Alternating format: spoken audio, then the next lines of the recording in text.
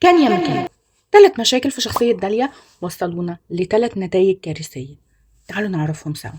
أولا قبل ما نعرف المشاكل والنتائج الكارثية خلينا نقول إن داليا نتاج أم نرجسية درجة أولى. أم حاطة أولوياتها ورغباتها وتوقعاتها فوق بناتها، فطلعت لنا نموذجين للأطفال اللي طالعين من بيئة نرجسية. النهاردة هناخد شخصية داليا. أول مشكلة واجهتها داليا في بيئتها مع مامتها هي الحب المشروط. هي مش بتتحب غير لما تقدم، هي مش بتتحب غير لما تتنازل، هي مش بتتحب غير لما تدي.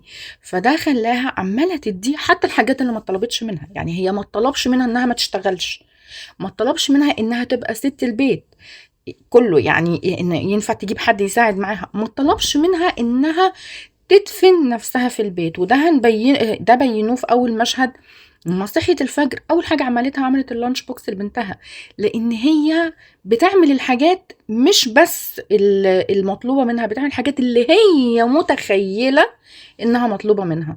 وده نتاج الحب المشروط. هي ما تقدم لهاش حب بيور، ما تقدم لهاش حب صافي، هي دايما بتتحب لما تعمل. تاني مشكله انها مش عارفه حدودها، مش عارفه تقول لحد ستوب من فين، ومش عارفة تقول لنفسها ستوب من فين. وده بان في إعلانها للقرار، قرار الطلاق. هي مش عارفة إنه حدودها الشخصية تقف عند تدمير حياة بنتها. هي طلبت الطلاق في وضع ما كانش ينفع إن هي تطلب فيه الطلاق. آه، هي ما كانش عندها الصورة انها ينفع تستنى وتطلب الطلاق في قعدة بينه وبينها، وبعد كده يبلغوا القرار للبنت، وبعد كده يبلغوا القرار للعيلة. لا، هي اللي جه اللي بتفكر فيه بقالها كام ساعة او كام يوم، قررت ان هي تفجره في وشهم، حتى لو كان اثناء مناسبة اجتماعية هم عاملينها لها علشان يفرحوها. مشكلة ادت لنتيجة مدمرة، هي انها ما بتعرفش تقول لا. ما ينفعش تقول لا للام النرجسيه، لان الام النرجسيه لما بتقول لها لا تقول لك انا بعد ما عملت ده كله عشانك.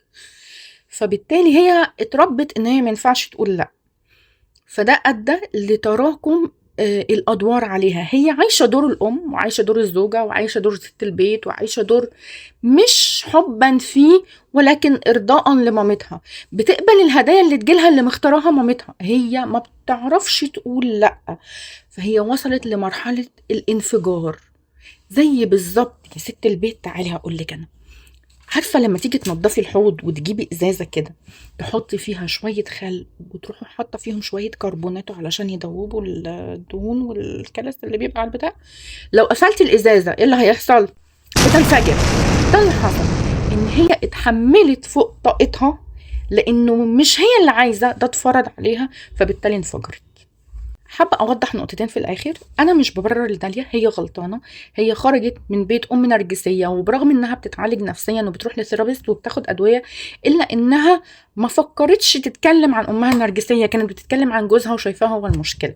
وجوزها مش هو المشكلة تماما، بل بالعكس، ده راجل زي ما بيقولوا اللي هو إيه، زي ما قال الكتاب، بيحبها وشايلها فوق في الراحة، ناجح في بيته، ناجح في شغله، ناجح كأب. يعمل إيه تاني؟ ما عندوش حاجة يعملها تاني، هو ما تعلمش يعمل حاجة تاني، وهو الحقيقة ما فيش حاجات تاني يعملها. ان التحليل اللي انا حللته ده بناء على حلقتين بس من المسلسل، حللت شخصية داليا.